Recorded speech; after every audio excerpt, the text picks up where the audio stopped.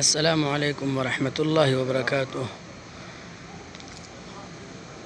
یو ورور پوښتنه کړې وه چې د میقات تنعیم چې د ام المؤمنین حضرت عایشه رضی الله تعالی عنها په نامه باندې جوړ شوی دی، د دې نه عمره کیږي او که نه.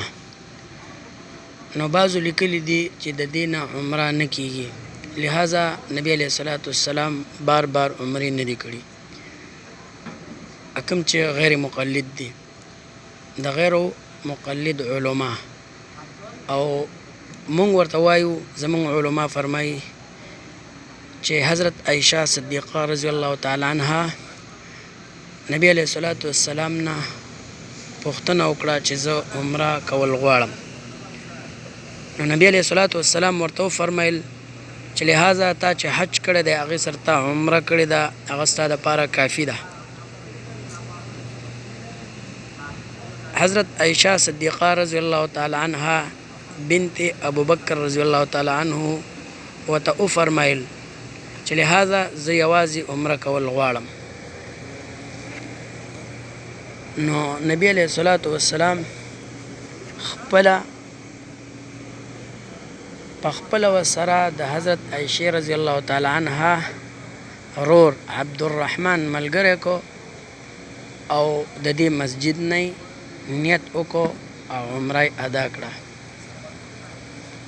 دا کم افاقي خلق چې کوم دی، افاقي مطلب یعنی د بهر نه چې عمرو له راځي، دوی یوه عمره، دوه، درېیمه، څلورمه عمره کوي. لہذا دا کم افاقي خلق چې راځي د بهر ملکونو نه، نو دو یوه عمره، دوه، درېیمه، څلورمه عمره کوي. نو دوی یوې عمرې ادا کولو نه بعد دوی دې میقات ته راشي، تنعیم ته، دې مسجد نه نیت وکړي او د دې نه عمره ادا کړي. نو بالکل دا عمره جایز ده، درست ده او بلکې سنت ده د نبی علیہ الصلوۃ والسلام د قول مطابق. نو د دې ځای نه دا خلک احرام تړي او بیا عمرې کوي. دا مخامخ ګاډي ورته پلین ولاړ دي، تاسو وینئ هر ټیم چې ځې د شپې ځې د ورځې ځې دا ګاډي به تا ته میلاویږي، تا به حرم سره جوخ کوزئ، هغه ځای نه بل ګاډي کې راتلی شي. هر کس په یوازې هم عمره کولی شي، ګروپ سره هم کولی شي.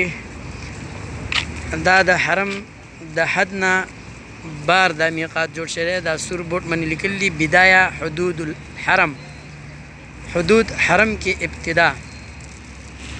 نو دا مسجد عایشه صدیقه رضی الله تعالی عنها میقات مسجد دی، تنعیم ورته وایي.